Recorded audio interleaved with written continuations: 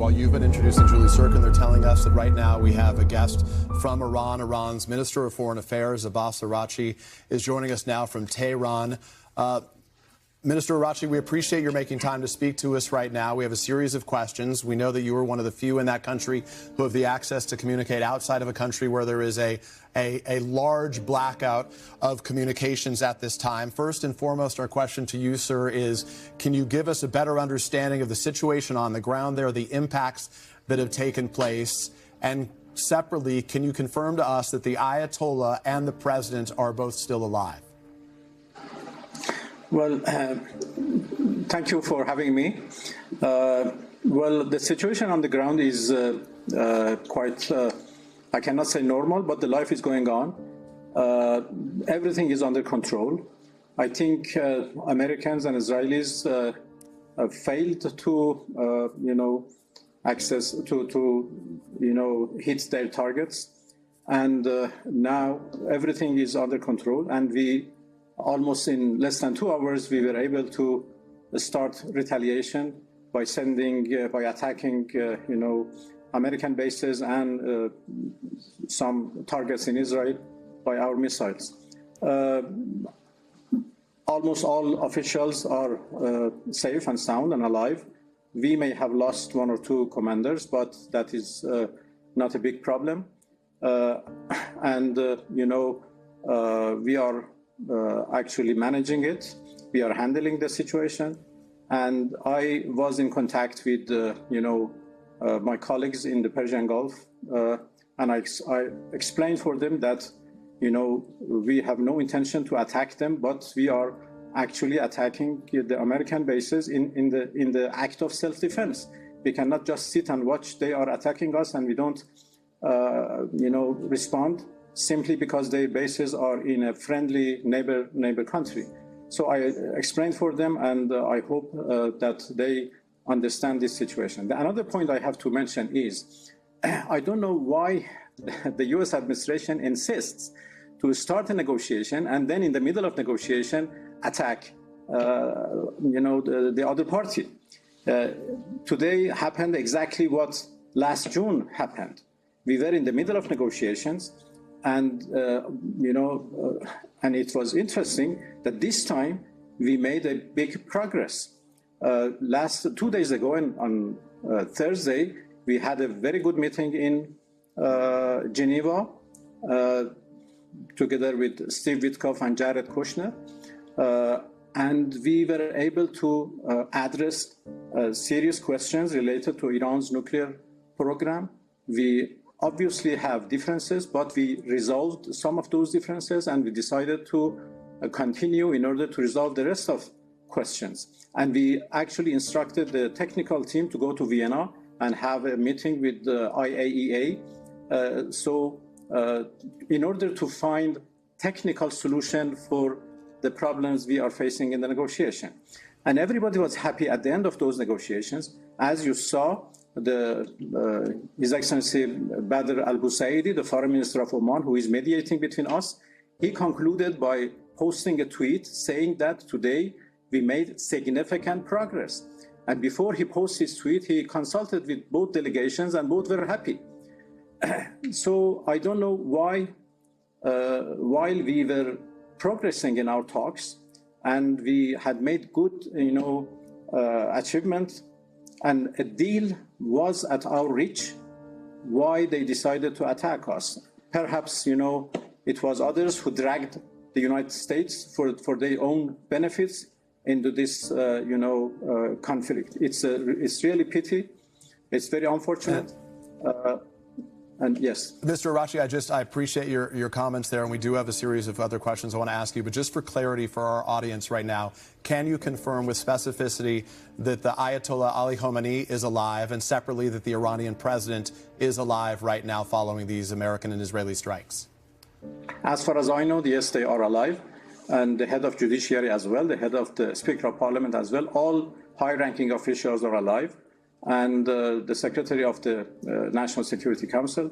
So everybody is now in its position, and we are handling this situation, and everything is fine.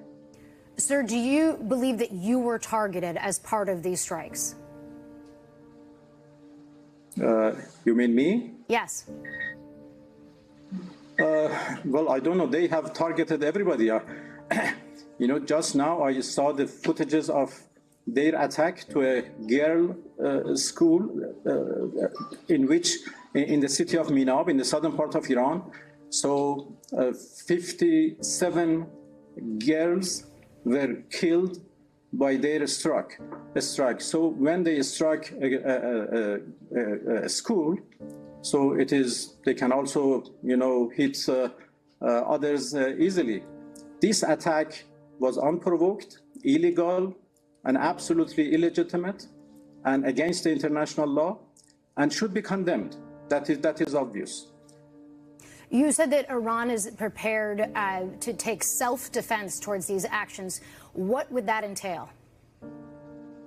Well, we are facing an act of aggression, and obviously we have every right to defend ourselves. So what we are doing is act of self-defense, which is absolutely legal and legitimate. So, and we think that we are fully prepared for that, even more prepared than previous time, the 12-day war. And I believe we managed this. We know very well how to defend ourselves. We learned lots of lessons from the previous war, and we will certainly teach the aggressors a lesson they deserve. Mr. Arachi, if I may ask you very quickly right now, we know that Iran, via the IRGC, the Revolutionary Guard, via its proxies, Hezbollah, Hamas, the Houthi rebels in Yemen, has carried out attacks on Americans, on others throughout that region. Iran insists that its nuclear program has never been with the desire to create nuclear weapons. But my question to you is, sir, why should the United States and why should the rest of the world trust Iran when it says its efforts to create a nuclear program are only for civilian use and not to continue to carry out harm against Western and American interests? Well, first of all, we don't have proxies. There are certain groups who are fighting for a just cause, and we support them. So that would make them a proxy, correct, sir? Yeah. But, you know, they are not receiving orders from us. They are independent groups, but we support them, and, you know, we support them in their, you know, fight, you know, for the right of self-determination or to free their land from occupation, whatever. But for the time being, we don't need anybody for our defense. We are capable enough to defend ourselves, and we will do that, and we don't need the help of anybody. On our nuclear program, I think there are every reason that Iran does not want nuclear weapon. And the whole world has tested us when in 2015, we signed a deal and we announced very clearly that Iran would never seek, develop or acquire nuclear weapons, and that was a permanent commitment in 2015 deal. I know that President Trump doesn't like that deal, but at least we proved our, you know, goodwill, and we proved that we are not seeking nuclear weapons. And it was not Iran who withdrew from that deal; it was the U.S. And still in 2025, when the U.S. offered us negotiation to find a solution for Iran's nuclear program, again we accepted. We entered into negotiation in good faith. At least 3 times we came to a good conclusion, but you know, my interlocutor in the other side couldn't sell it in Washington. Then they suddenly attacked us. Again this time, we entered into negotiation with the help of our Omani friends and others. Everybody supported those negotiations, and you know, we made significant progress this time, and then they attacked us. So we have, it is us who have you know, negative, bitter experiences from talking to the United States. We have never wanted nuclear weapon. There is both religious you know, convictions, by us, the verdict by the Supreme Leader, who considered all these weapons as inhumane and against the Islamic teachings. At the same time, they have no place in our security doctrine, and I can explain. But I would like to reaffirm once again that we have proved our goodwill. We negotiated with E3 and then E3 plus 3 or P5 plus 1, and we concluded a deal. The whole world celebrated, and we remain committed to that deal in 2015. But it was the US who withdrew, not us. And again, the experiences of last year and this year. So I think the one who should prove its good faith, its goodwill, is the United States, not Iran. Sir, as many Americans are waking up this morning and seeing images of Israel and other nations try to defend itself, what is your message to the American people about how far Iran will go? Well, we have no limit to defend ourselves. Does that include attacking Americans? Well, we are attacking the American military build-up in our region. We are not attacking Americans in their land. Americans are attacking our people in our cities. But this is not what we are going to do. We are attacking the Americans' bases, military bases in the region, and military installations and facilities. And this is only as an act of self-defense. We are not the one who started this aggression. It was the United States and Israel who started this aggression. So there is no limit for us to defend ourselves. But once the aggression is stopped, we would also stop our self-defense. This is quite obvious and quite natural. Mr. Araghchi, in recent weeks, we saw a crackdown by the Iranian regime on civilian protesters throughout that country. Depending on where you receive your information, hundreds or even thousands, perhaps tens of thousands of Iranian people were killed. In this moment, for the Iranian people, will you commit that Iran will not crack down, will not attack, maim, or kill the people of Iran if they choose to protest peacefully against their government? Well, I have to correct your disinformation. We didn't crack down the protesters, we cracked down a terrorist operation. And from 28 December to 7 January, we had peaceful protests in our streets, and that was absolutely tolerated. Even the government decided to engage with the leaders of those protests to find a solution for the problems they have faced. And everything was peaceful and nobody was killed. But on 8 January to 10, it was totally a different story. Armed elements added to those protests. They came from outside. They received instructions from outside, specifically from Mossad and Israelis, and they started shooting at our police and security forces. So it was completely a different story, a terrorist operation, and we had no way but to crack it down. So for clarity, you're saying that those who were killed were exclusively foreign agents? None of them, is your claim, were Iranians? Let me to explain. Those elements entered into the demonstrations and protests, and they started shooting at our police forces, and then they started shooting at people, and it was very strange. And then they started even shooting at the protesters. Why? Because they wanted to increase the number of killings, because the President of the United States had said that if there are killings, I will come to rescue. So in order to drag him into a war with Iran, they started shooting at people, so they increased the number of, in order to increase the number of deaths. And the total number was, as we have said, 3,117, and the list of all victims have been already published by us.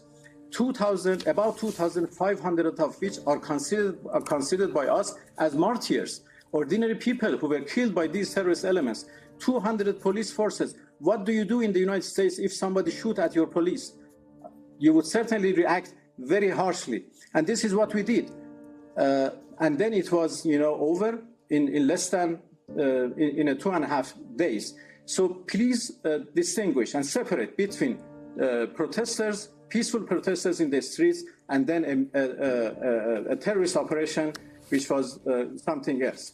So we consider those 3 days as a plot by Israelis and the continuation of 12-day war. So why they did it? Because last time in the war, in 12-day war, they saw that people came to the streets in support of the Islamic Republic. There was a social unity in support of the system.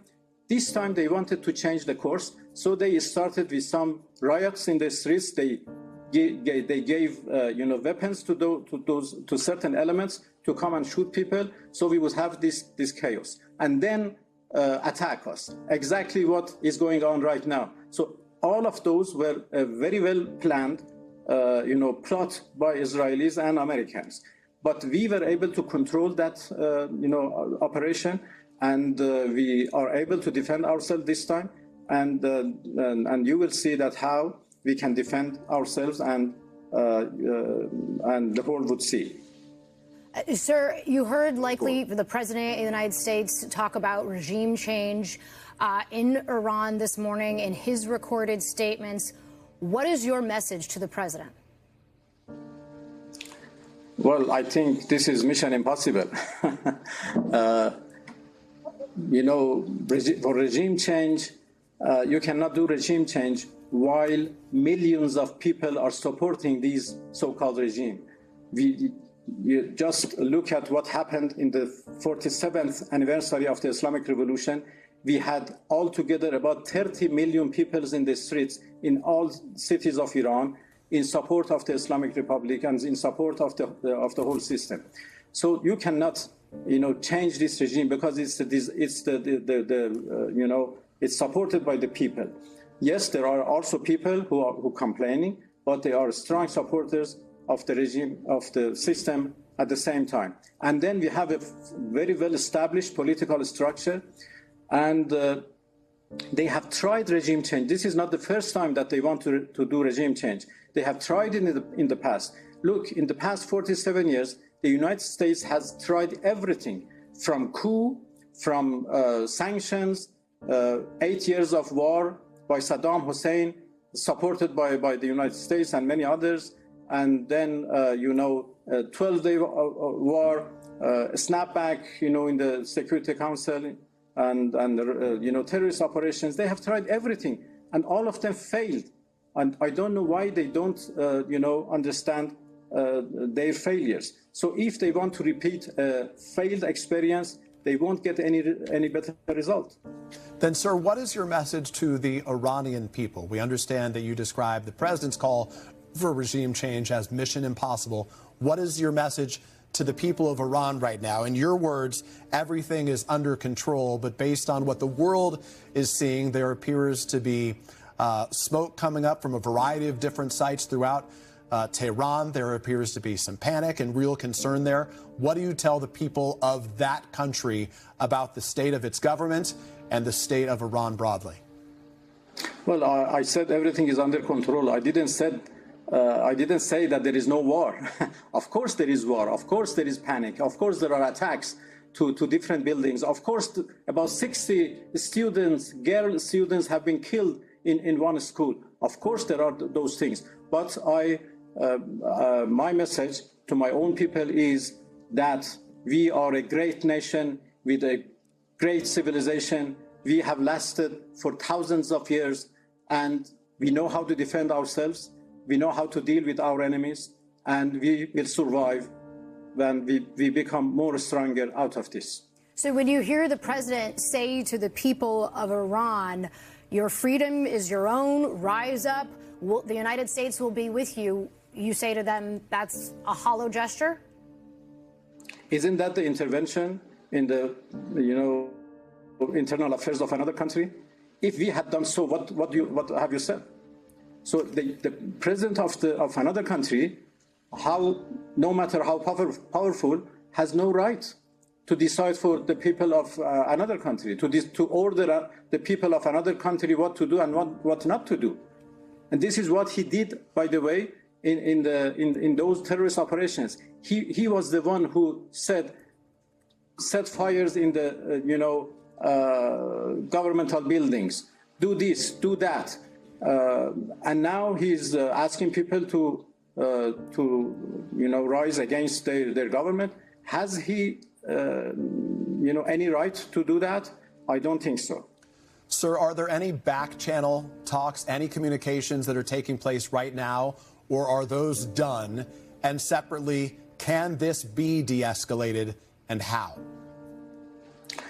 Well, there is no communication right now.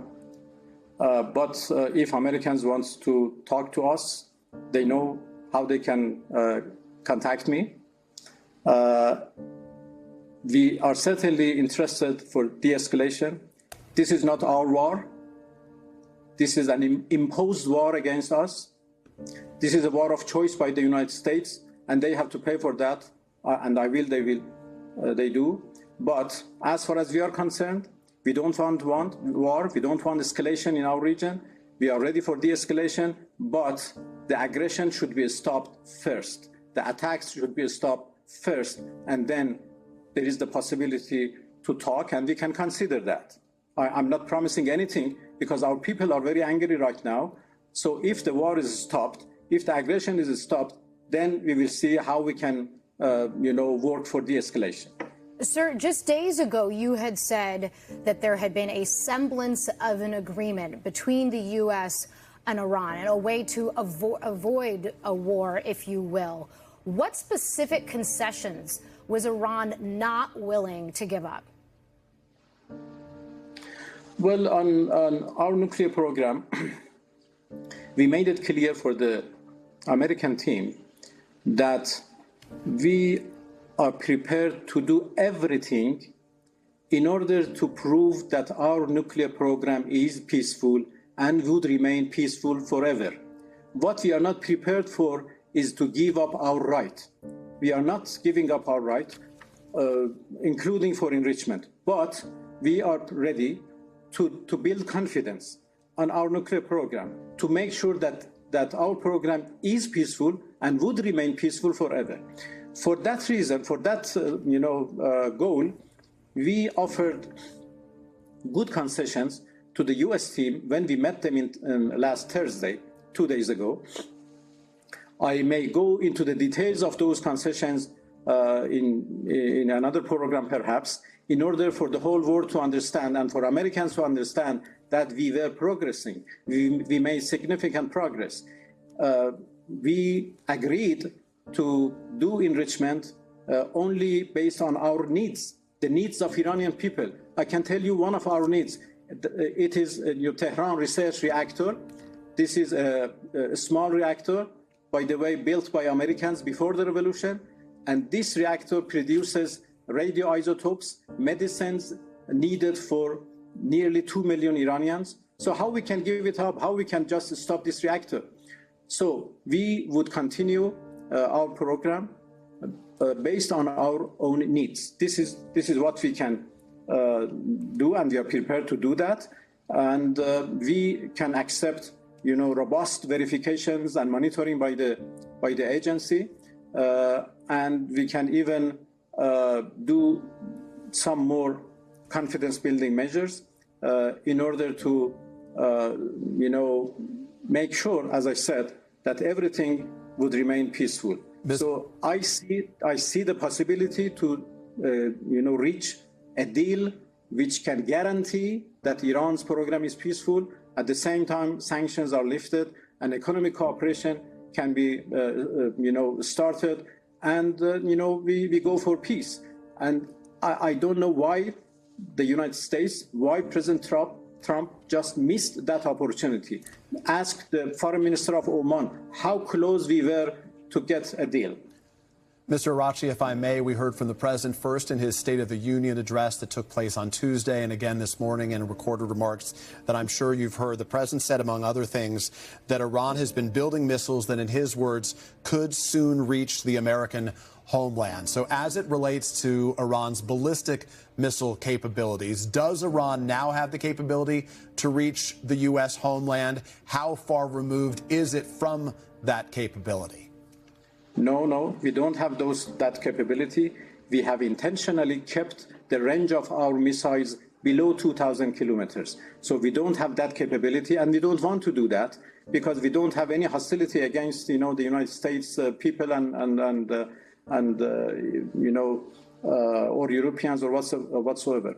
We have built that capability in order to defend ourselves against our enemies. And, you know, our missiles proved to be the most reliable means of defense for us. So obviously we cannot compromise on our missiles because our security depends on them. So the more, you know, the US administration, the more Europeans or whoever insists that Iran should disarm itself from those missiles, the more we are convinced that in order to protect ourselves, we need those missiles. So our missiles have defensive nature. Our missiles is only for deterrence and defense. They are not for aggression. And nobody has any record of any aggression by us against our neighbors in the past 200 years. So for clarity, you said that your missiles cannot reach the United States by design, that you do not want to reach the United States, but you also said it would be necessary as a defensive vehicle that you could if necessary. So to be clear, are you committing that Iran is not and will not build missiles that would have the capability to reach the United States? I can confirm, yes. Sir, if that's a red line for you, why is attacking U.S. military bases abroad justified? But because they are attacking us.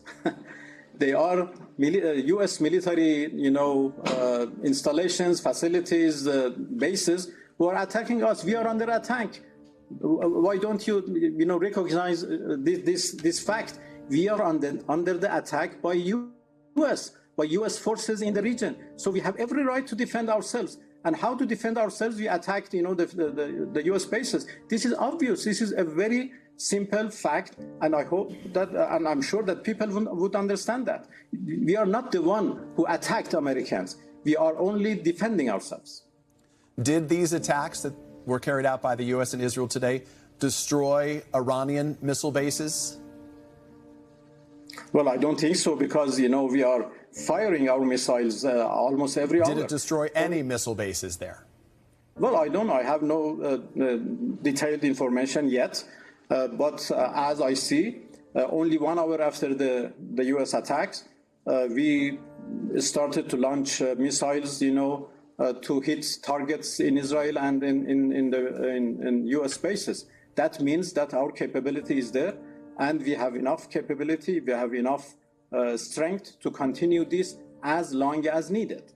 I am telling this with confidence. We are more prepared than previous war, quantity-wise and quality-wise. Mr. Araghchi, we have heard from many foreign leaders throughout the world, among them from the Kremlin. We have heard from Russia. We are beginning to hear from other nations elsewhere. What, if any, communications has Iran had from some of its allies, many of them viewed as adversaries to the United States, around the world, about what they are committed to do at this time? Well, I had a good conversation with my Russian counterpart. I also talked with my colleagues in the region, with Turkey, Pakistan, Saudi Arabia, Kuwait, you know, all those GCC countries.